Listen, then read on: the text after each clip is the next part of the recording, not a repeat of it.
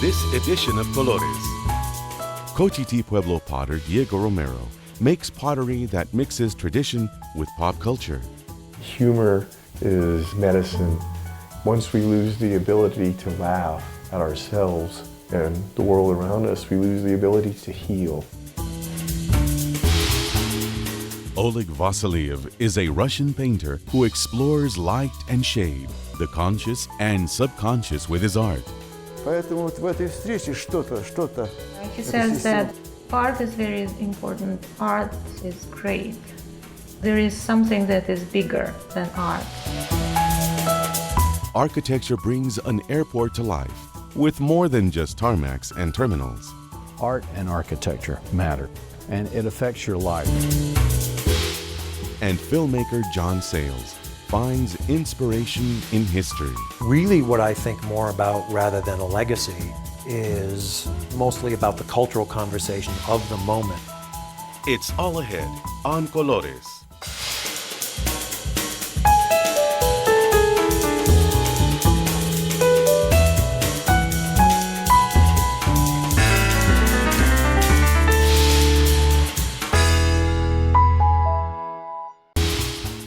This program is made possible in part by New Mexico Arts, a division of the Department of Cultural Affairs, and the National Endowment for the Arts.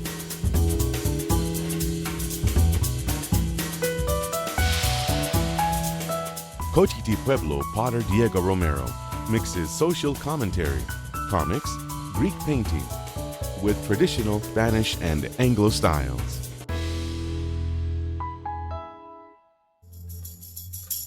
I like clay because it's from the earth. It lasts forever. A canvas will eventually turn to dust, but clay, ceramic, seems to have an indefinite shelf life. So maybe when the universe is imploding, the Big Bang Theory kind of expanding, contracting universe, maybe there'll still be a Diego Romero pot on the planet.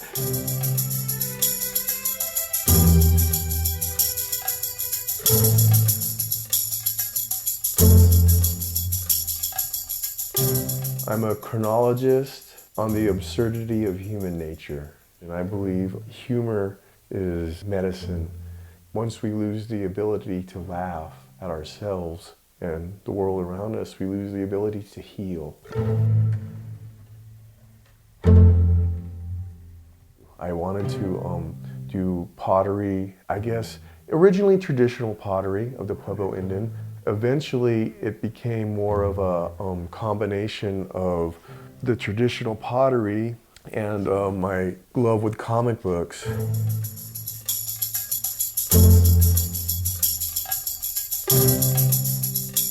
I love narrative art. You know, I see comic books as kind of a contemporary mythology. You know, you look at the old pottery of the Greeks, and you have Hercules going down to Hades and whacking Cerberus over the head, and he brings him back. And you look at, so you have this whole, I guess, narrative of the superhero as far back as ancient Greece.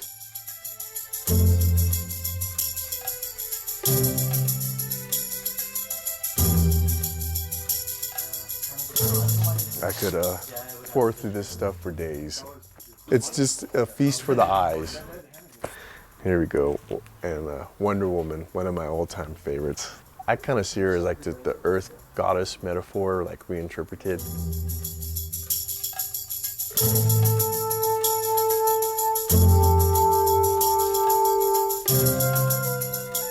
Yes, I am an Indian. I am also a white man too. Am I this white kid that grew up in Berkeley reading comic books, or am I this Johnny-come-lately, back to the village, born again Indian? And I really think I'm neither and both.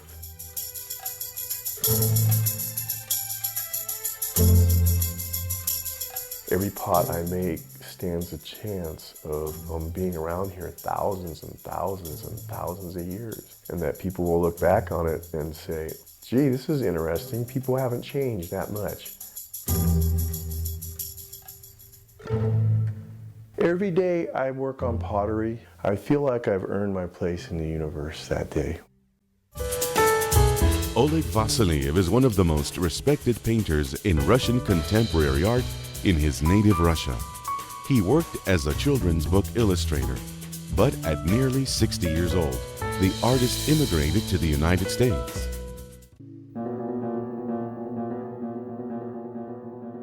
Это один из островов Соловецкого архипелага. So the White Sea is close to the Arctic Circle, and there is a small island there, the island of Anzor. It was in the mid-1960s. And there on that island, probably due to this northern diffuse light, the way it's in the north, he realized that the Earth and everything on it is actually very small. And there is this ocean of light that the Earth is bathed in. And then he remembered the words of his teacher, Favorsky, who said, "Art is very important, art is great. There is something that is bigger than art." And he thinks that on that small island in the White Sea, he had some kind of an epiphany, a revelation, and his independent painting started from that moment. Oleg Vasiliev is a Russian artist who now lives in Minnesota. He belongs to the generation of unofficial artists of the 1960s and 70s. He joined the underground scene in the late 50s, so he was at the inception. Unofficial artists were unofficial because they were critical of the Soviet situation around them. They wanted to work with the Soviet cultural stereotypes and also criticize them. Some of the artists began to experiment, and experimentation was out of the question at that time. Oleg Vasiliev belongs to that group of artists who were not overtly critical of the regime, but the way they painted and the way they experimented with art was already a political statement.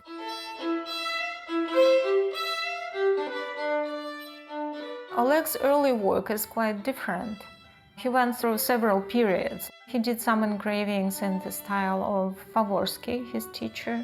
Then in the 1960s, he began to create these energetic flows of pure colors, warm to cool, around objects that he would try to place in the middle of the painting. And then he began to combine very detailed elements with his spectral theories of pictorial space.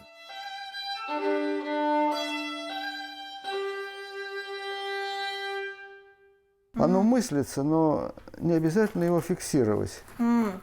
Technically speaking, every painting, Oleg can create a model, an abstract model. So this is the painting he's working on, and this was one of the ideas. Это я мучился, он так и не вышел. But he thinks it Получается неправда какая-то нарочитая, неестественно немного.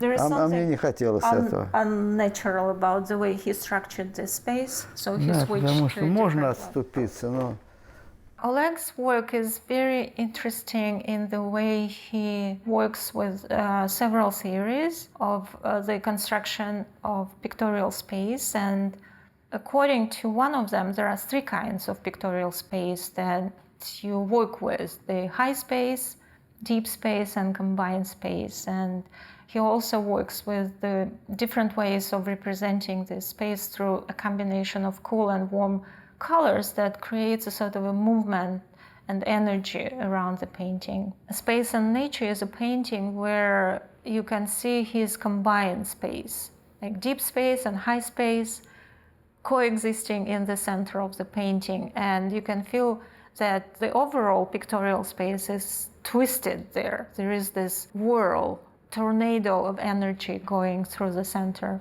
Also, one of his more general ideas about art is that whatever you paint, these visual impressions are really very fleeting. They are passing quick. And the light that they are bathed in is permanent. It is constant, like the earth that is rotating around the sun in this powerful flow of sunlight and sun energy. So this is an important idea for him. That's why his paintings combine these very precise, detailed visual impressions of real life and the spectral flow of light. One of the paintings that really impressed me the moment I saw it is his Memory of Kira. That's the painting that he started soon after his wife passed away, and you can feel her presence still lingering there. Kira is placed in this white circle of light that is trying to push her out, but he's still walking away into that light from us. And there is this ocean in the background, so it's a wonderful painting. Since coming to America, Oleg's work did not change a lot. Even though it will take a future art historian to look at the body of his work created here, he says that he has not changed his style or his technique. Oleg says a Russian artist is always a Russian artist, and that's how he feels about himself. Поэтому вот в этой встрече что-то. He says that in some of his paintings he achieves this moment of life flying away, or flying through the painting, like this passing, fleeting moment within the light that is permanent.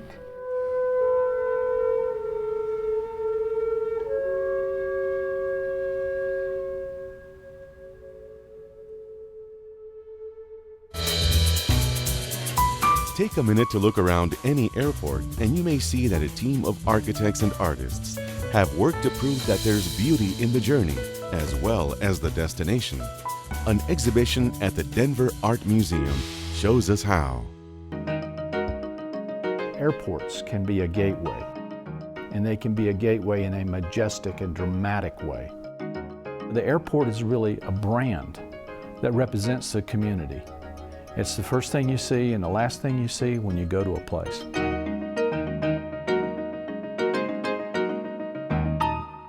Art and architecture matter, and it affects your life. It affects your life in many ways. And so what we have in the design of airports is applied art and applied science. I think Fentress is really showing how airports can be unique, uplifting, and exciting spaces.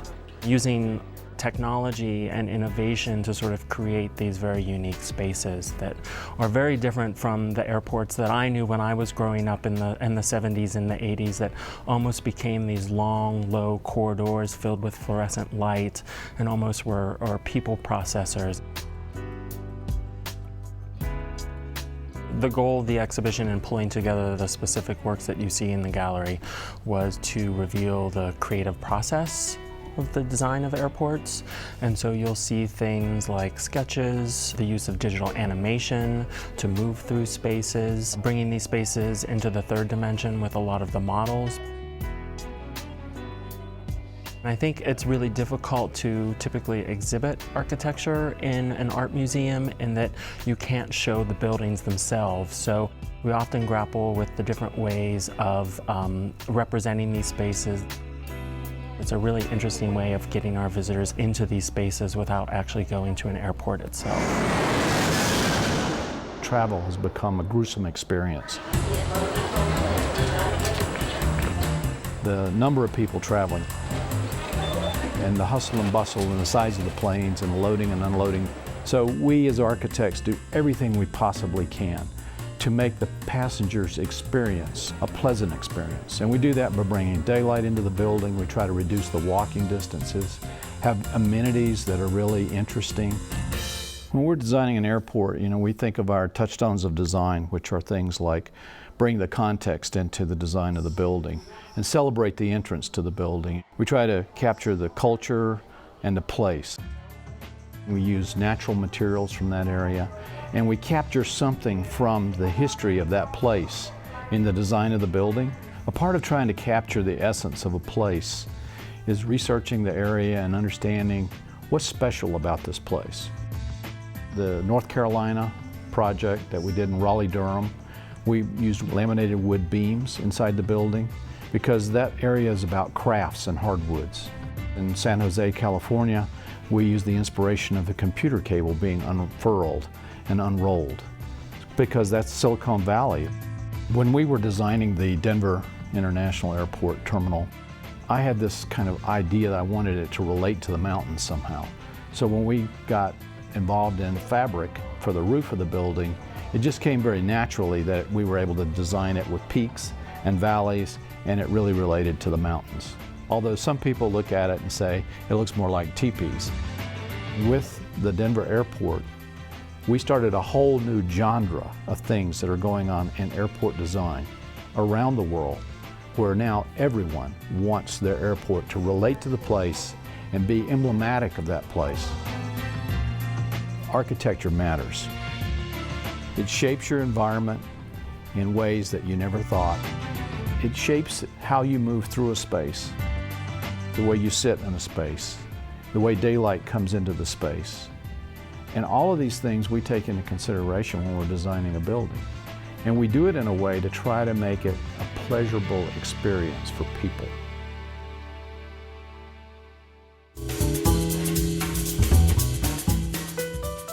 Next, filmmaker and award-winning fiction writer John Sayles. Throughout his career, Sayles has continued to pursue both his passions.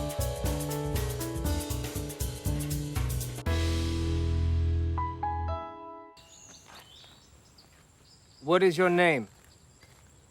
Mi nombre. Amigo. Soy muy amigo. Now, John, your most recent film, Amigo, deals with the Philippine-American War. Why did you decide to make a movie about a war that most people haven't even heard of? When I was doing research for my novel Los Gusanos, I went back to the Spanish-American War. And in that research, I kept running into this phrase, the Philippine Insurrection or the Philippine-American War. And I'd never heard of it. I started asking some of my Filipino and Philippine-American friends, what do you know about this? And they said, well, you know, it wasn't taught in our schools either. And that got me suspicious. Damn, damn, damn the Filipinos, cross-eyed khaki drones. Underneath a starry flag, civilize them with a crack, and return us to our own beloved homes. How do you and why do you make a war disappear where maybe 1 million people got killed? But why don't we know about it? I mean, we won the war, and the wars that we win, we usually brag about. Yeah, I think it was a combination of a little bit of shame. At the time that it was happening, the justification for it was almost all racial. Rudyard Kipling's poem, Pick Up the White Man's Burden, the subtitle of the poem is The U.S. and the Philippines. It's his open letter to the United States saying, you're white Christians, they're little dark people. It is not just your opportunity, it is your white Christian duty. In the Philippines, it was, we didn't want them to know their own history. We did not want them to remember that they had a Philippine republic with very educated people as the elected officers, with a constitution that was partly based on our constitution, that they weren't a bunch of people, in a hut somewhere, making things up over a cook fire. And now your new book, A Moment in the Sun, also partly deals with the Philippine-American War. What is the relationship between the book and the film? Well, they kind of evolved from each other. I wrote a screenplay 12 years ago or so called Some Time in the Sun that dealt very specifically with the 25th Infantry, which was all black infantry, white officers, black soldiers, who fought both in the Cuban campaign in the Santiago and then were later in the Philippines, and the fact that while some of them were away, their right to vote was being taken away in the southern states. The last kind of nail in the coffin of Reconstruction was in North Carolina, in Wilmington, where in 1898 there was this racial coup. And I realized, okay, here's the connection, and the connection is race. The novel, A Moment in the Sun, includes so many topics. The Spanish-American War, the Philippine-American War, that racist coup in Wilmington, the gold rush in the Yukon, the birth of the movies, the power of the yellow press. This novel which comes into about 1,000 pages. Yeah, 960. It's truly an epic. How long did it take you to research it and to write it? You know, because I had started it as a screenplay and then I kind of realized we'll never get the money to make this thing. I put it aside for a while. I always felt like I was cramming too much into a 2-hour movie. What if I made it into a novel? And I'd written novels before. I could expand it a little. And then, as happened with Los Gusanos, my previous novel, there was a strike of the Writers Guild of America, and I had 7 or 8 months where I was unemployed and really couldn't be working on anybody else's stuff. So I just had time to sit down. So I did most of the actual writing of it in about a year. A Moment in the Sun is your first novel in 20 years, right? About 20 Something years? like that, yeah. But you started out as a fiction Yeah. writer. What was the transition from being a novelist and a short story writer to writing for films and directing films? Yeah, it's interesting because certainly as a kid I read books, but I saw more TV and movies than I read books. But when I started, it was obvious I don't have any money. I didn't go to film school. I don't know anybody in the movie business. So I started with the thing that I could do, which was to write stories. Always in my head, wouldn't it be cool to be able to make a movie? And my literary agent, his agency had a deal with a Hollywood agency. So I came out to LA, and the first job I got was rewrite on this Jaws ripoff thing. And the movie did very well. And then I wrote a couple other movies. And all of a sudden, I had $40,000 in one place at one time, which I'd never had before. And I wrote Return of the Secaucus 7 very much with what can I do well for $40,000. And I wrote it for a bunch of people who were about to turn 30 because all the good actors I knew were about 30 and they weren't in the Screen Actors Guild yet. So it was very much a, here's what I've got to make the movie, what can I make well for that much money? But Baby It's You came out in 1983. That was a studio movie, right? Yeah. We shot it for what was even then a very low budget movie for a studio, which was $3 million, almost all in New Jersey. What's your name? Jill. What? Jill. Pleasure to meet you, Joe. They call me the Sheik. The Sheik? Yeah. Are you an Arab? No, I'm Italian. So the making of it was wonderful. The editing was fun up until the point where the studio said, this doesn't look like Porky's, this doesn't look like a teen comedy. And he said, well, it was never meant to be a teen comedy. So what happened then? We started fighting over the cut. At some point I was kicked out of the editing room. They did their cut. It didn't test any better. In fact, one point worse than my cut. So they let me finish the movie. I was happy with what the movie looked like, but they didn't kill themselves distributing the movie. But you never did another studio film? No, I did. 8 Men Out was done with Orion. It was one of the last movies Orion did. Say it ain't so, Joe. Say it ain't so. And they pretty much said, okay, if this is 2 hours and under, you can make this movie. And the movie's 1 hour and 59 minutes and 37 seconds or something like that. And everybody talks really fast. So most of your films are self-financed or with some or independent money when friends. that was around. So for about a 5-year period, we were able to finance things by selling it to a home video company first. They would put up $2 to $3 million to make the movie, and then together with them, we go look for a theatrical distributor. But that was back when there were maybe 25 to 30 independent movies made every year. Sundance Film Festival will probably get this year over 2,000 feature films submitted. So would you say that a Secaucus 7 couldn't happen? Yeah, it probably wouldn't even get into Sundance. Este es mi legado.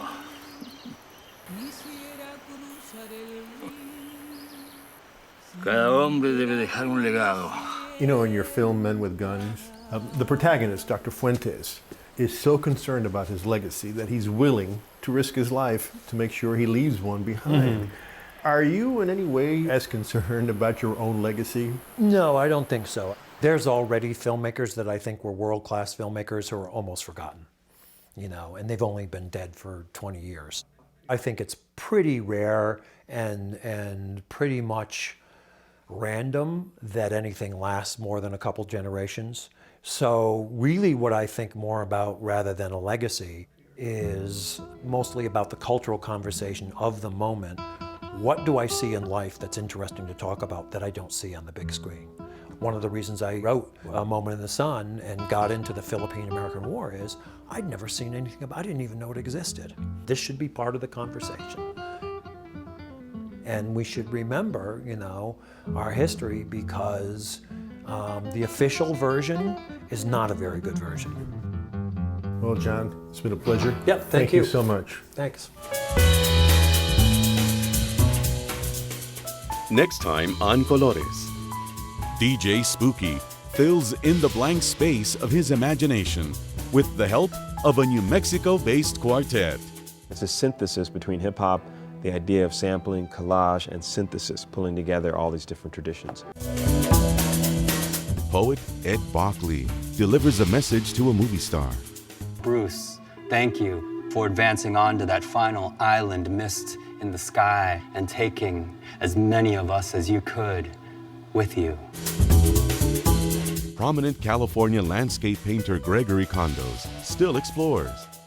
Get up in the morning and say, I'm a student, that's it. And I will die a student, that's it. Dancing with the Bill T. Jones Arnie Zane Dance Company, Jennifer Nugent is motivated by passion. I feel like the personal musical dialogue is poetry. Until next time, thank you for watching.